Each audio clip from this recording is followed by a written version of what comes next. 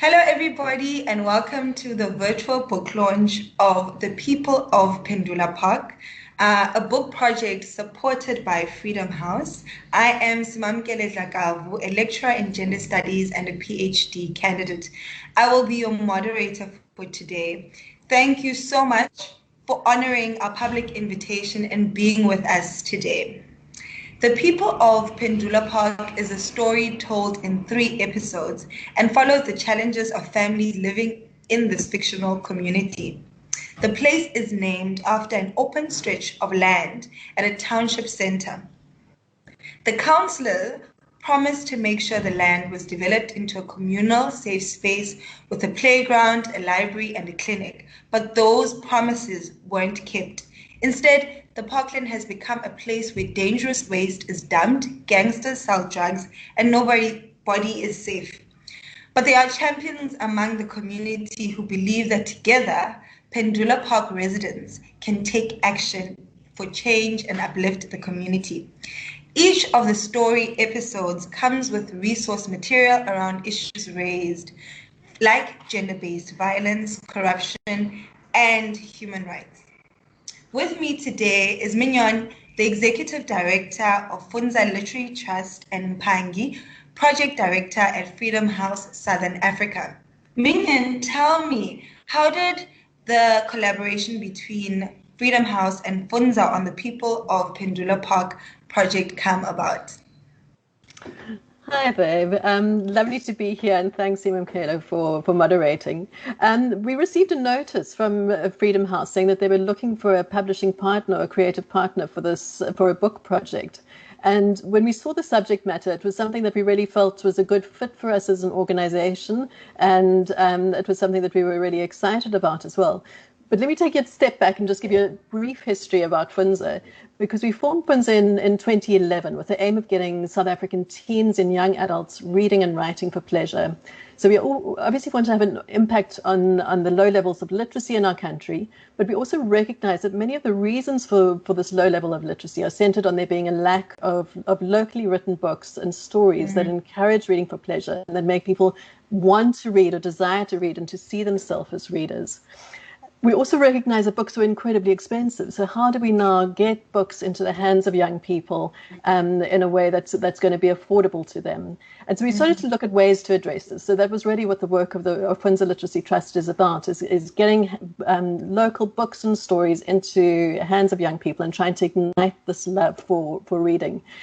One of the other challenges is also making sure that young people can see themselves in the book, so they feel like it's something that is relevant to their lives and it is reflective of the realities that they face. So it's been quite an amazing journey. And then going back to your original question about this collaboration with Freedom House, so we don't view literacy in this narrow way of being able to decode text, but rather we see it as part of a continuum. And so once you're able to decode text and make meaning, it's actually literacy is about navigating life and how do you do that? And there are lots of different types of literacy. So there might be digital literacy or financial literacy, mathematical literacy, but there's also constitutional literacy. And it was something that we really felt as a literacy organization, particularly reaching teens and young adults, that it was something that we wanted to address. And we've run various projects around rights and constitutional literacy before, and felt that stories are an incredibly powerful way of bringing some of these issues to life in a way that makes people feel, I can see myself in the story, I can see myself as this character, I can relate to some of the issues that they're facing. And so when the project sort of came about from Freedom House, we thought this is a natural extension of our work.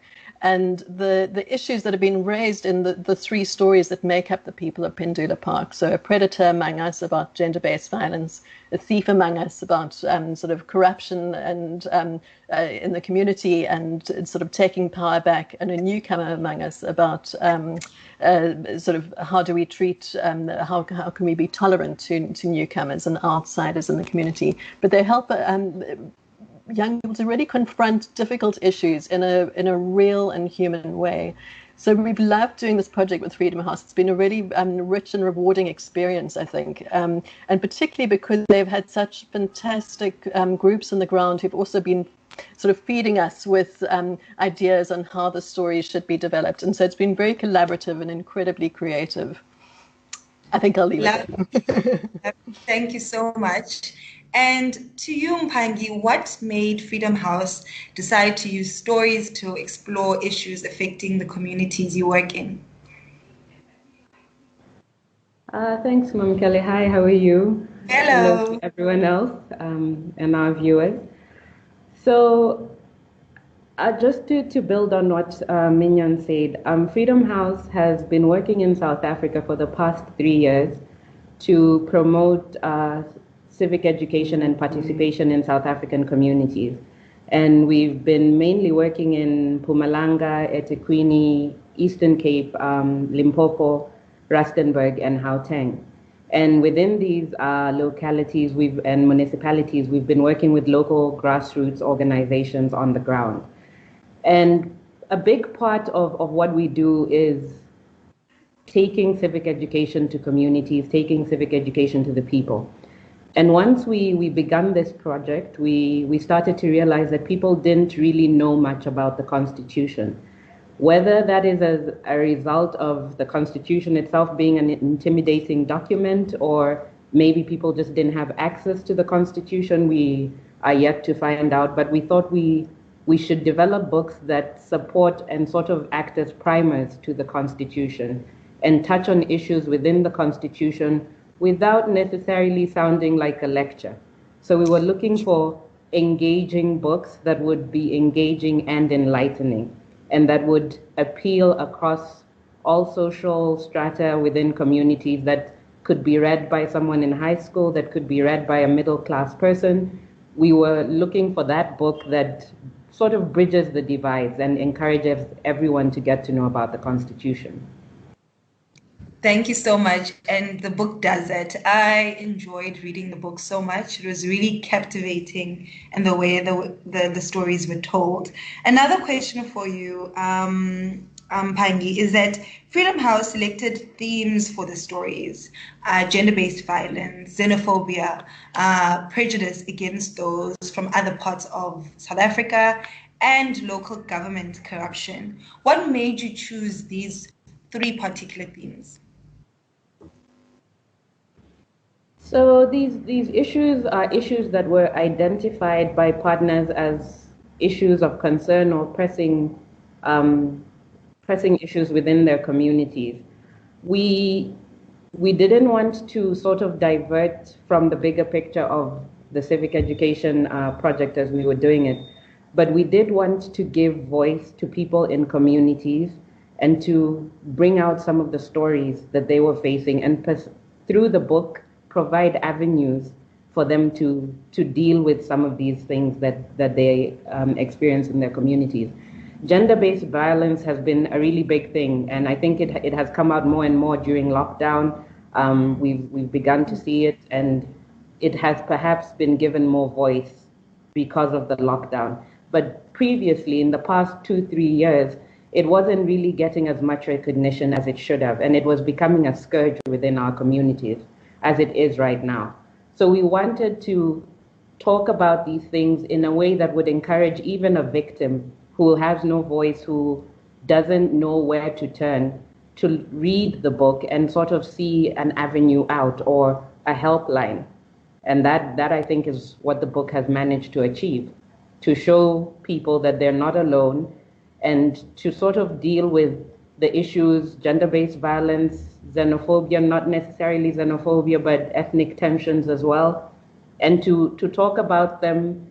They're serious issues, but to talk about them in a lighthearted manner that is not offensive to anyone. And I think the book has done that. Definitely, it has. It has.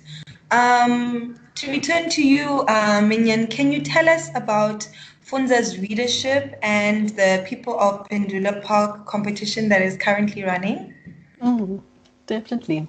So we've released the print version of the book, which is what is being launched today. But we've also got an online mobile library, which we launched in 2011. And since then, it's just been growing and growing and growing. So here, people can find us on their cell phones at live.funza.mobi. During lockdown, it became zero rated, which we're very excited about. So it's completely data free. Anyone can log on and get to it. Because data is obviously a huge barrier often to doing anything online.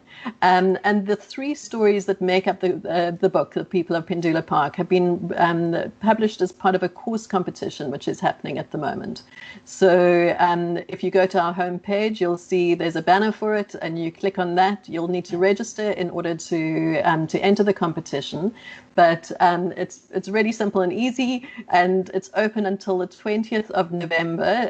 The competition, at any rate, is open until the 20th of November.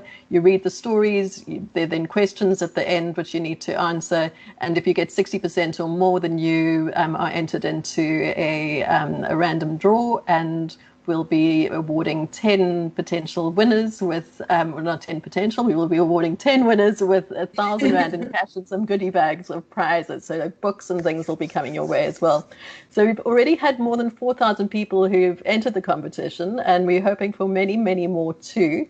And even if you're not a winner, you get a certificate of completion for doing the course, and you learn something and you get enjoyment too.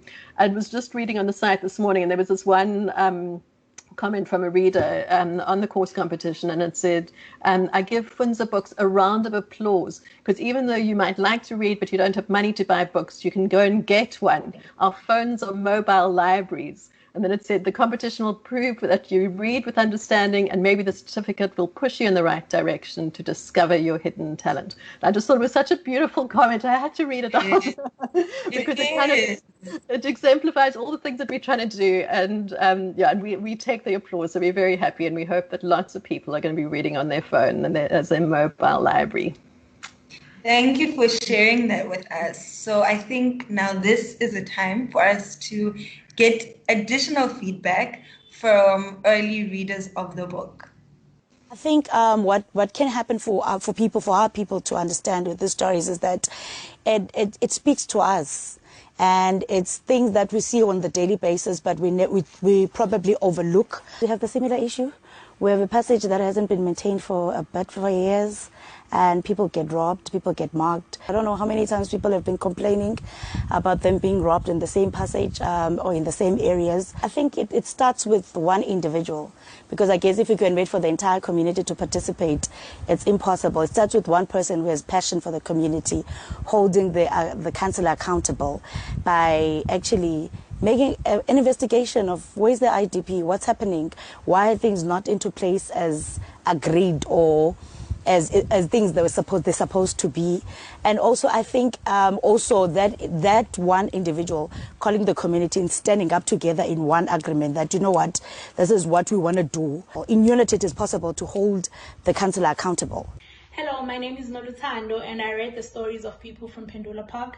And from those stories, I was able to identify myself in a number of characters, and which simply means that I do relate to those stories as a South African citizen.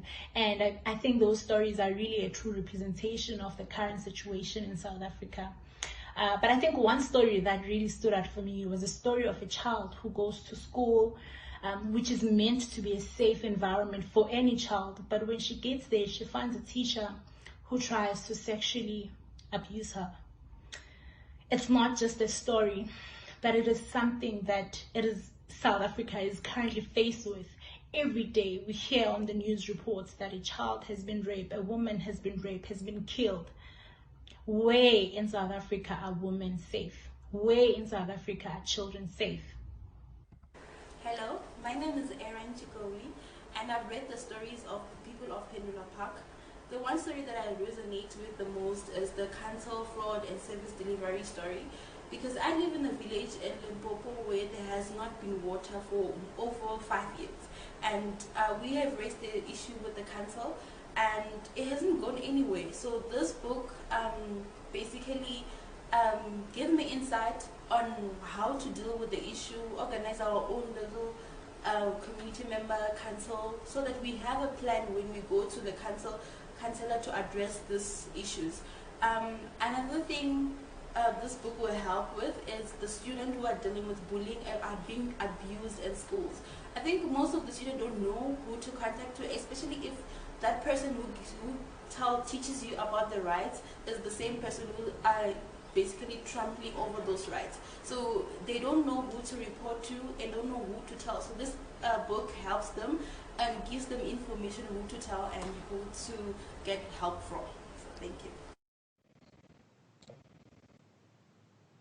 Joining me and Pangi now is Ross, who is the creative director of the project at Funza Literary Trust, Zimkita Mlanzeli, the author of 3 stories, and Judy Norton, an educational writer who, along with Freedom House, contributed the resource materials.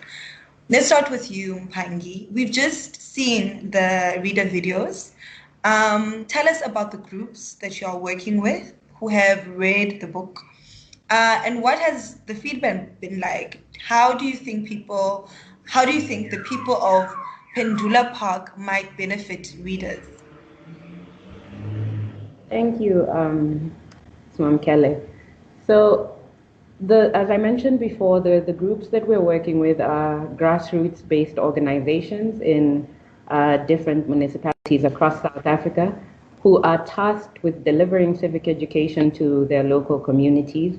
In addition to this, they are also advocating for issues within their community. So they're running advocacy campaigns around service delivery, around gender-based violence, around safety and security, you name it, whatever the issue is within those communities, these organizations are advocating on behalf of their community some of these issues to be addressed.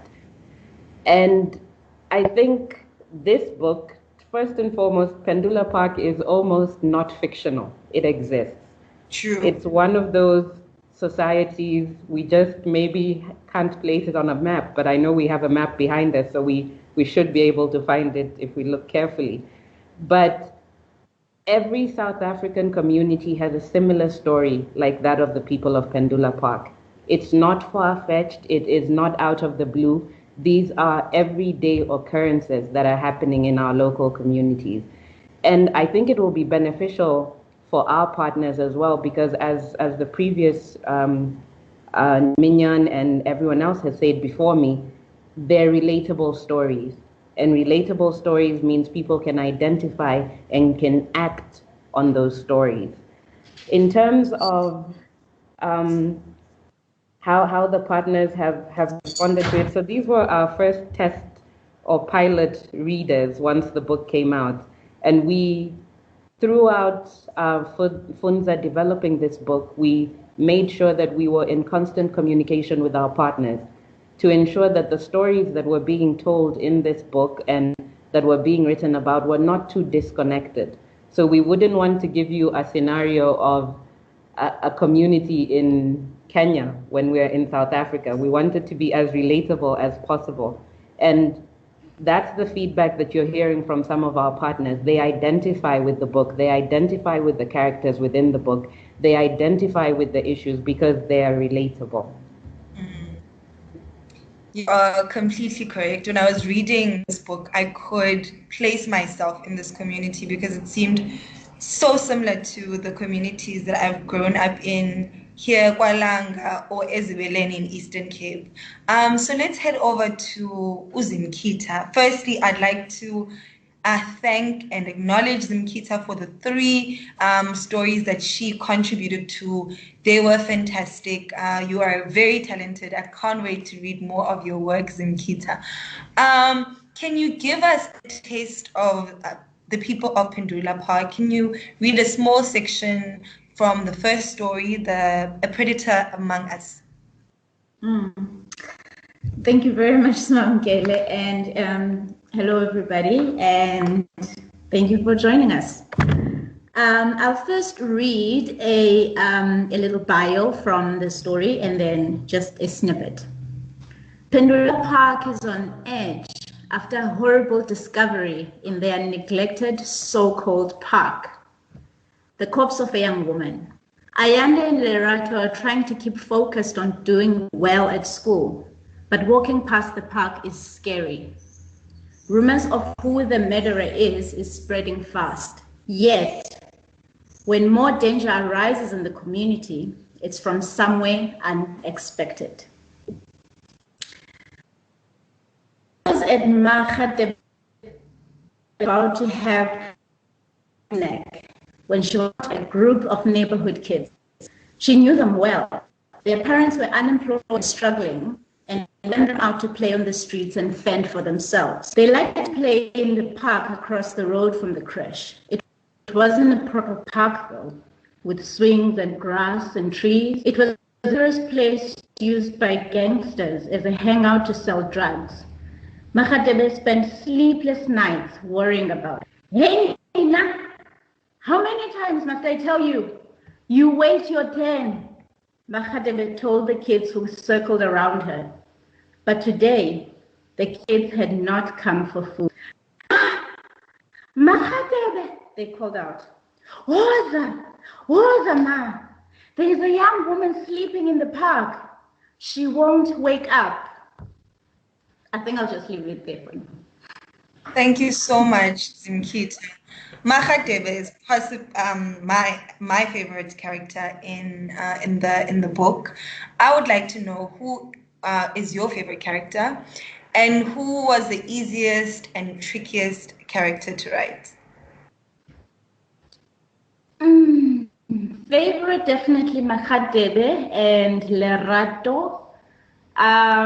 They're my favorite because I love women. I love women, young, old. I am woman. I am for women. But most importantly, it is the characteristics that they bring to the table. For each of them, Lerato is bold. She personifies a young woman growing up to be a Mahadebe who already knows the things that she stands for, who is active in the community, who is the voice for people. So I definitely say the two of them are my favorite characters. The trickiest one to write, definitely Councillor Khumalo. I don't know how to do sleaze. I don't know how to do sleaze. So I struggled with that a bit, but all in all the characters I enjoyed creating, and I enjoyed being part of who they are. You did a good job in writing sleaze. I just liked that counselor, so kudos to you as a writer. So let's speak to Ross now. Hello, Ross. Hi, Simamkele. It's lovely to be here today. Thank you. Thank you so much for contributing to the story. Can we talk about the creative process? How did the team create this world of Phendula Park? Yeah, I first want to say it's just so wonderful to see it in print and to see it online, you know, coming from the seed of an idea to actually holding the book. It's taken months, and it's just so rewarding to have it out there now in the world. I can imagine. And it was really a collaborative process, and between Funza and Freedom House. And thank you to Freedom House. You were there all the way along, from that seed, giving feedback on the stories from your staff, and in our meetings together, you know. And some people say, you know, that too many cooks spoil the broth. But in this case, like all the cooks, they couldn't be too many cooks. They all brought flavor to this story to create this kind of delicious meal, which I think readers are really enjoying, and we see through the feedback now. But at the center, as you know, is story. You know, and as Mignon was saying, Funza is all about story, and that story has to be the center and has to be exciting and relatable with the characters. And readers need to see themselves in those characters in Phendula Park. And from the feedback and the empathy we see through the comments, you can see how relatable the story was, and that actually happened. They saw themselves in these characters. And that's one of our main things with stories also, is to let readers kind of walk in the characters' shoes on this journey through the story, and to engage and empathize. And yes, it's a fictional township, but it's a very real place, and the issues are very real. And I think it started, we were thinking of the name, what to call it. And Phendula means answer in isiZulu. And this community needed answers, and the title really fitted it. And, they need answers to things like how to keep their women safe and young girls, and how to get rid of dodgy, sleazy Mr. Khumalo, the ward councillor, and how to sow tolerance, in the community for outsiders. So we built, and physically we built it around this park, a physical park, and the book starts with a map. I think you can see it on your screens, guys, a map of Phendula Park, so that readers can locate it as almost like a real location with the characters around it. So we come to see them, Mahadebe and Lorato and Ayanda, all these characters that live in the community, and you can see their houses and where they live on the map. So it really centers it. But it's also, the park in itself is also symbolic. And it's a place in the beginning that symbolizes broken promises, broken dreams, but in the end, it becomes a symbol of hope and unity that holds this promise of transformation. And, the whole process, I've worked with Samkita and Judy before, and they're just wonderful to work with. We've worked on other projects and other stories, and in that collaboration. And so we started with idea, and then it went through story. We had 3 stories. We had to have a arc that joined them together. So you followed the characters, a bit like a soapie. You could follow the characters through the 3 stories, and they came in and out, and some focused on some more than others, but they held together 3 stories, but could be read separately. And then the treatments. It's a bit like when you write a series, it's a bit like writing for movies. You have to set out the treatment for each chapter. And then Samkita took that and worked her magic with it and created these characters and wrote this fantastic story. And then Judy at the same time was pulling themes out, from the story and in the resource sections. So talking about the issues, but relating them very much to the characters in the story. So together we created this world, and we're very attached to it now. Yeah. Well done, team.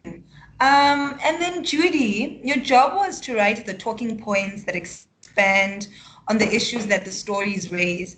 How do you take something enormous like human rights and discuss it in an engaging, personally relevant, brief way?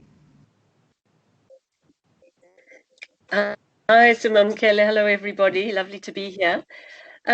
Well, my task was to use a chatty, accessible tone and style, often directly addressing the reader using words like I and we and things like that, to briefly unpack the embedded issues in each story, and obviously often also relate them to human rights. For example, in the first story, A Predator Among Us, I track through the action and characters and what they say, how a teacher is able to often get away with sexual abuse, despite our right to safety in school. And then often the resources will go beyond the end of the story, maybe expand a bit on the action to take in a case like this. They may also explain issues further, such as the critical role of, for example, a community ward committee in local government in the second story, or give ideas and discuss a bit on why xenophobia exists. Thanks. And Judy, what resources did you draw on to write the talking points? Okay, well, as Mignon and Roz have said, we've done a lot over the years on issues to do with human rights, and especially things like GBV and xenophobia and prejudice. And always, the starting point is our fabulous constitution, and within that, the Bill of Rights. Then I use trusted sources from government, university departments, and NPOs. Let me draw your attention to two excellent resources I used in this one. One is called Managing Sexual Abuse in Schools, a guide for children, families, and community members, and that was it's by that wonderful organization, Section 27, plus some other legal organizations, plus, of course, Freedom House's own Migrants' Rights Handbooks, which had a lot of insight into the very tricky area of xenophobia. Then a very pleasant surprise in a new area for me, in fact, I think for all of us. I don't know if we've done anything on local government and municipality, which seems very dry, but there is so much explanatory and training material out there. I was very surprised. For example, I used excellent material from SALGA, the South African Local Government Association, plus from national and provincial departments, and even down to local municipal websites. There is plenty of stuff out there. Then organizations like Corruption Watch, Freedom House, and the Black Sash have material on handling corruption. And just to say that we ourselves have put together our own brief frequently asked questions document on all of this, called How Local Government Works, which is on the Funza website. And it's just brief and suitable for our readers. Thanks. Thank you so much. And all of those resources are going to be helpful for us as a country because local government elections are coming soon. I would like to talk about some of the challenges now. Zimkita, what was the hardest part of writing the stories? Definitely the information, I would say, because there is so much out there. I struggled a little bit with how to put in and how much to put out. I get too carried away. There's going to be, the resource material, the talking points at the end of the but in that information with the story to make it relatable, to make it broken, that was the biggest challenge. But again, with the talking points and Judy's input, that sort of helps weave it in and spread it out. But that's always the challenging part, having to create something that is not just in your heart, but also feeding in information. You don't want the reader to feel bombarded with this information in their face that they lose the story. So that was the challenging part that I found. Mm-hmm. And Ross, can you tell us about the challenges in creating the stories and publishing them both online and in book format? Yeah. So one of our big challenges always is when we have stories that are issue-based. Because a lot of Funza stories, writers write about just what comes into their heads and, theme they want to write about. But it's harder, as Keith said, to be given an issue and then to create a story around it. And it's something we've done over the years and kind of learned the skill of keeping the story exciting and pacey and engaging, but letting the issues kind of arise up through the fabric of the story and not pushing them. Not being like a textbook, not being didactic, not like teaching. And why the talking points work so well in this is that they let the story be lighter. So, they pull those issues out and expand them so that we don't have to do that in the actual fiction story, which makes it clunky and slows it down. And, people know when you're reading, when you're being lectured to. So, that could come into the talking points. So that's always a challenge. And Keita, I think you just did brilliantly on that, and just keeping the pace and keeping us engaged all the way through. And then between the online version and the print version, because I normally work just, often on just the online version, the differences were on the online version, as with most Funza stories, we're able to put questions at the end of each chapter, which engage readers, and they can comment, on the site. So and it's fascinating to read and wonderful to read those comments, and they can read each other's comments. And of course, we couldn't do that in the print publication. You know, we could discuss, and I'm sure in the physical reader groups, you know, those discussions can take place. But that was one of the big differences. And also being able to link on the online version to other organizations, to other material, very easy. You just click on the button, you know, whereas in the print version, it's more, you know, giving you contact numbers and things like that. But there's also nothing like having a print book in your hand as well, you know. It is. And I think for the writers as well, I know Zimkita, for you, and for Lungile, we're going to hear her just now reading a piece that was an essay also around gender-based violence, which is in the publication, as well as Njabulo is going to read a very powerful poem. You know, for them to see their work in print is also, it's pretty awesome. And to be able to distribute it and for people to have it in their hands is great. So, yeah, thanks. That's my. And Ross, another question is that so at the end of each chapter of the online version, there are questions. Is this something Funza does with all its stories, and why do you think this is important? So yes, as I said before, yeah, there are questions, and we really need reader feedback. You know, it forms as part of a sort of Funza community that you feel, you know, we can listen to comments and comment back and bring up the issues and challenges and hear what readers are engaging with and who they empathize with, you know. And that's, yeah, it's a wonderful feedback for us, and very important to know that the issues, you know, what readers are feeling about the issues, whether they can relate to the characters and empathize with them. And I think we've got some of those reader comments as well, which we can show. Yes, we wanted to show them. Can you? Clyde, I think, put up the slide to look at some of those.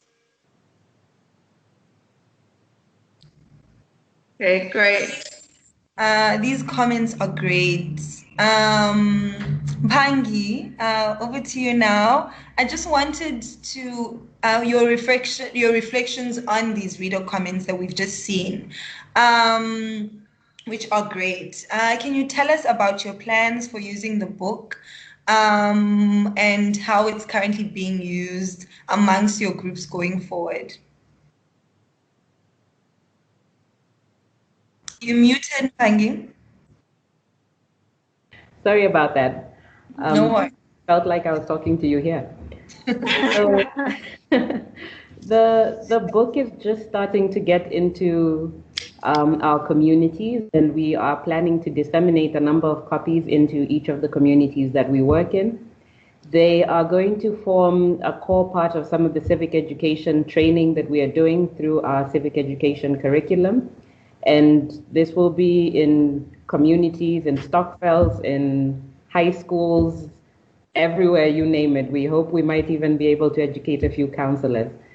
So, you know, we wait to see. But definitely that's where we're headed with that. If anyone would like a copy, if you want a hard copy to feel like you're actually reading a book, please do drop us an email. I think online you'll be able to find our details, and we can see how to ship a few copies to you. And just to say to the Funza people, thank you so much. Thank you for honoring us, for indulging us. Going back and forth may have seemed like a lot, but we're really grateful for the work that you've put in on this. We're grateful to Zimkita. It's nice to see young budding writers coming out of the poor, especially out of our local societies. Thank you to Judy for the review and everything. And lastly, this book would not have been possible without support from our donors, the United States Agency for International Development. So thank you to all of those people as well. And we really do hope that this book gathers traction. Please follow us and, you know, keep reading. That's the only way we get educated. Thank you, Mpangi. If you're viewing this and have a burning question, please send it to the chat on the Facebook Live page or tweet it to us at Funza Club. I'll be able to ask it to our panelists. Now, excuse me. Now, the book also contains some other content from young writers. Here is Lungile Manyati, reading from her essay called The Shadow of Death. Hello, hi. My name is Lungile and I am going to be reading 2 short extracts from my story, The Shadow of Death. Where is her mother? Beside us, a woman cleared her throat in discomfort and shook her head. A frown creased her eyebrows. She looked familiar, a face we had seen a dozen times working the cash register at the store. The body of a young girl was found in the alley less than an hour before we got here. She quietly whispered as she tucked her own child into the pleat of her skirt, fingers protectively wrapped around the boy's shoulder. Through the loosely packed limbs of people in front of me, I spotted the flowered pattern of a lilac dress fluttering carelessly in the evening breeze. A pink shoe, abandoned far from the body, and a pale hand laying palm down against the tar. No movement came from her tiny fingers or the scattered, beaded braids stemming from her head. I felt compelled to write about what happened to her as an acknowledgement of her existence, a small contribution to a struggle greater than we care to imagine when nestled in the idea of safety. I often wonder if her mother was informed of the whereabouts of her child, a child she had blessed with life and a name, a child I can only assume she cherished and loved, a girl that belonged to her. Thank you.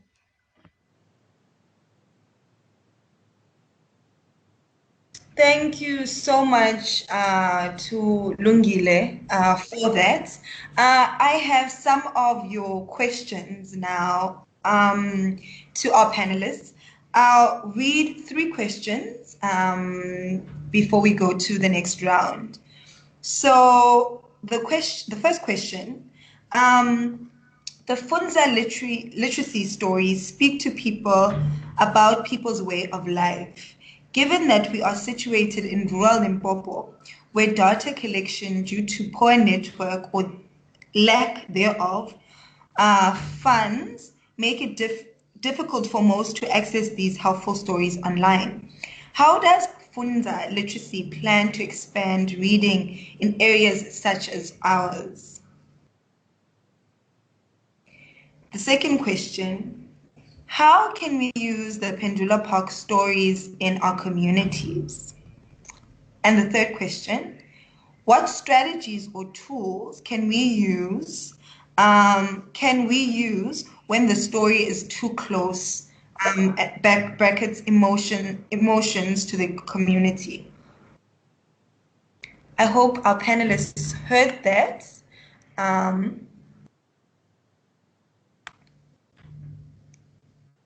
Would you like to answer, Ross, or Judy, or Zimkita?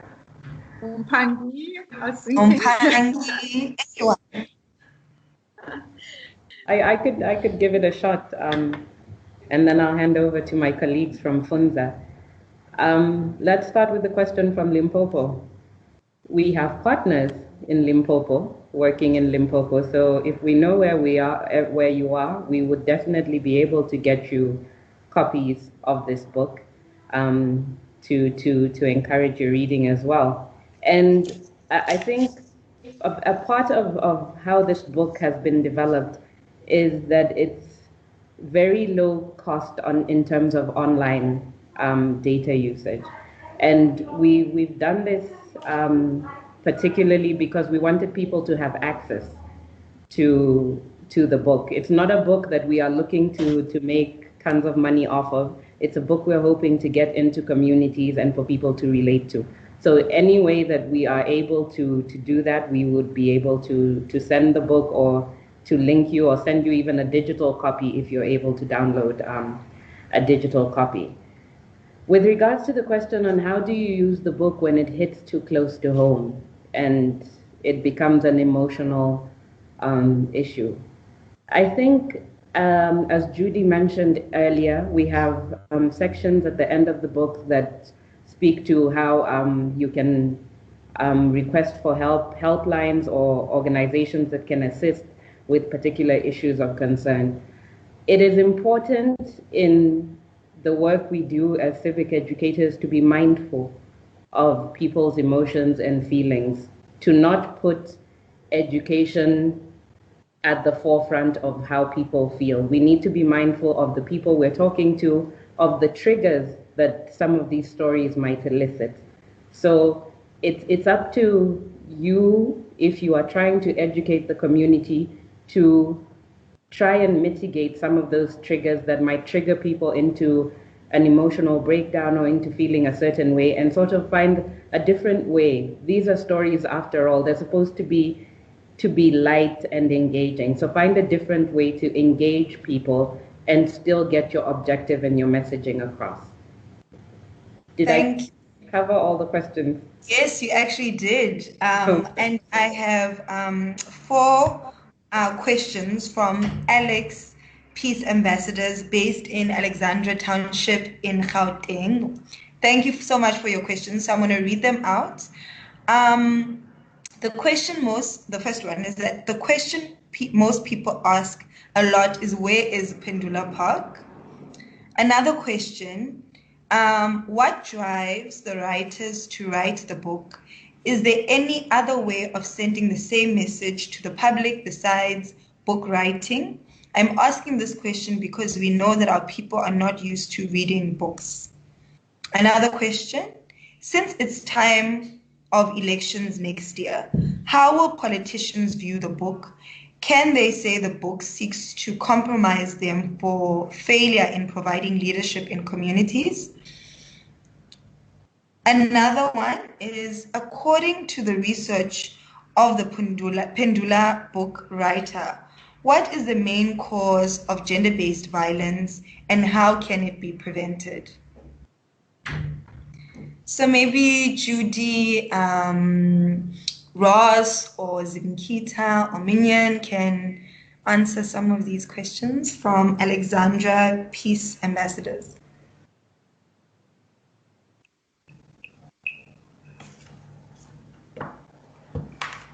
The first question about is Phendula Park a real place, you know? And to me, that's a wonderful question, because it just says, you know, in our minds, yes, it's become a real place. It's not. It's a fictional place, but it's so based in reality that, you know, I think readers are related to the characters, and they exist. You know, they exist in people that readers know, and across a range of ages, from teenagers at school to, you know, Lerato Nyanda, to Mahadebe with her Crescent, to Gogo even, you know, the older generation. So yes, this place of Phendula Park is fictional, but it exists in our imagination, and it's very real.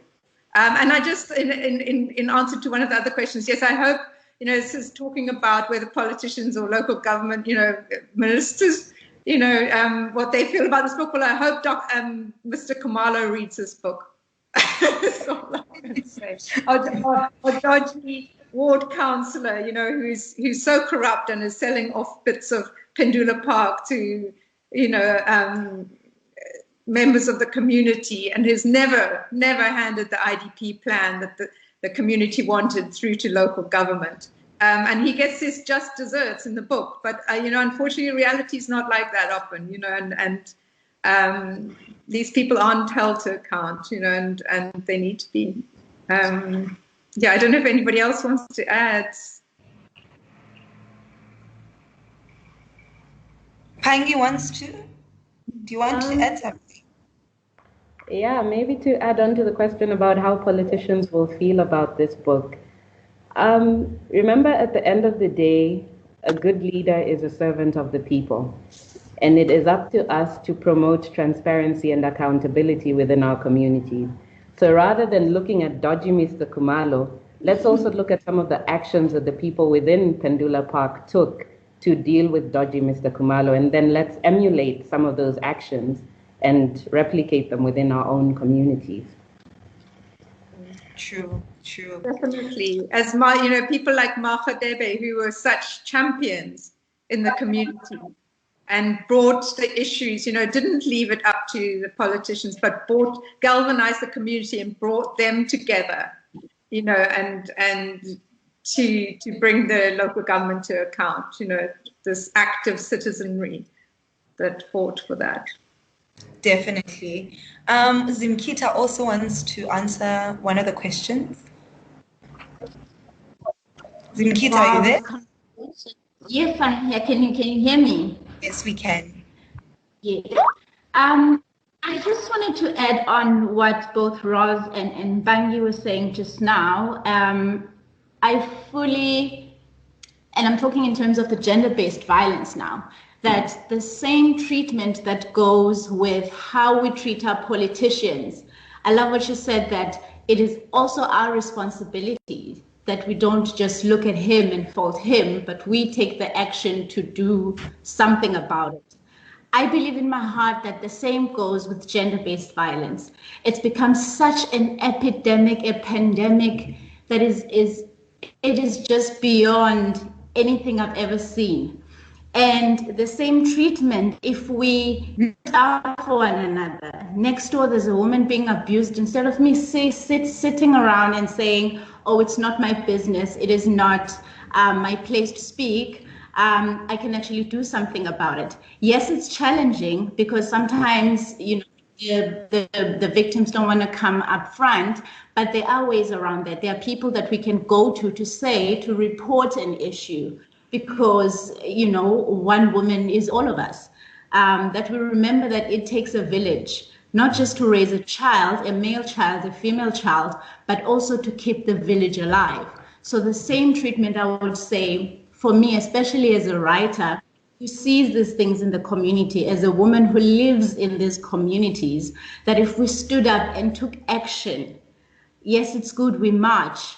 Yes, it's good that there are people in seats that they can talk about these things and raise these issues, but it takes all of us. There are the people who march, there are the people who go and speak to the councillors, to the organizations. There is the neighbor who comforts the victim. There is all of us. So it really takes all of us. And if we did that, I truly, truly believed that in the education and re-education of everything, that we can combat gender-based violence. Yeah. Thank you so much for those powerful words, Nkita. I want us to watch a video of Jabulo Goba reading his poem, Birds in the Morning, Guns at Night. The poem is also featured in the print version of the book, and it touched me so much. So let's head over to Unjabulo. Hello, my name is Jabulo Koba, and I'm about to recite my poem titled Birds in the Morning, Guns at Night. I'm from a place where birds sing in the morning and guns do at night, where I once woke to see my best friends dead on the scene before daylight. I'm from a place where you open a case for a criminal and he buys a case of beer for a cup, where the drugs keep moving and the dreams stop.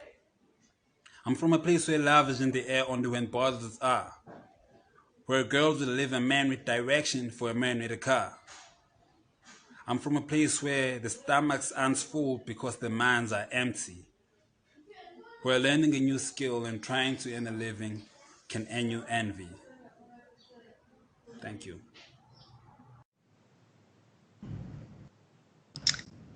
We have almost come to the end of our book launch. Thank you so much for joining us. I would like to get some last words from our panelists. Please tell us what has been the best thing about this project from your perspective. Each of you can answer the question. For me, there's more than one. Definitely working in this team has been fantastic. And secondly, the reader comments. it's so rewarding.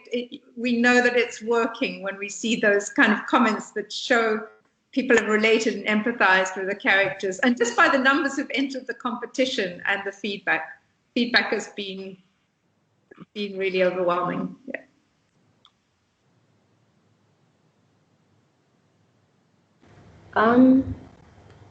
I'm going to say when we went into this partnership with Funza, we didn't really know what the end product would be.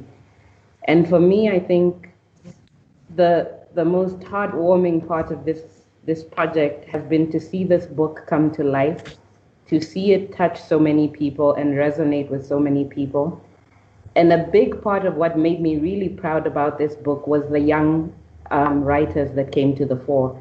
It was meeting Zimkita. Before meeting Zimkita, it was reading what she had in her mind and how she articulated some of these issues.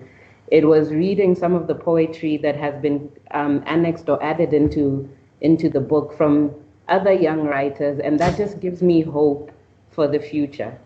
It gives me hope that we have an enlightened youth within this country who are able to take the baton and go forward. And I wish people like Zimkita would run for office, but I'd rather that she continued writing because she's so good at it. But this is what it gives me. It gives me hope that we are bringing a generation that is knowledgeable and people that actually care about the communities that we live in. Thank you. Thank you so much, Mbani. Those are such warming, wonderful words. As a writer, it is wonderful to hear because for me, the biggest, most wonderful thing about this project, not just the group of people that I've got to work with, but as a writer, to be able to bring something to life that gives a voice to other people. How people relate to the story is beyond anything I ever imagined. Yes, I know that we have the struggles in our community, but to be able, sometimes we don't speak about these things in our circles, in our surroundings, because we're busy getting on with life on a day-to-day. So to have a story that speaks about these issues, that addresses these issues, and not only that, but gives information into how do we do it, how do we go forward, where do we go, who do we speak to? As a youth, it's important that we know what is happening in our communities and for us to take charge.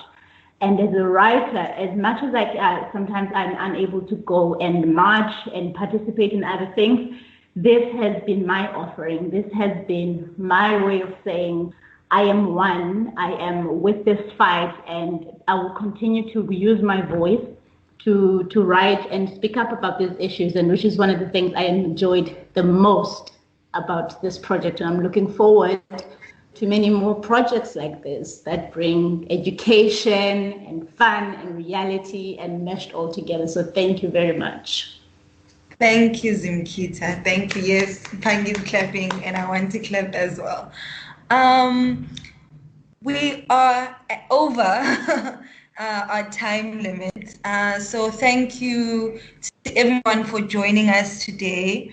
Remember that even if you don't have a print copy of the book, you can read it for free on live.funza.mobi. And if you hurry, you can enter the course competition too.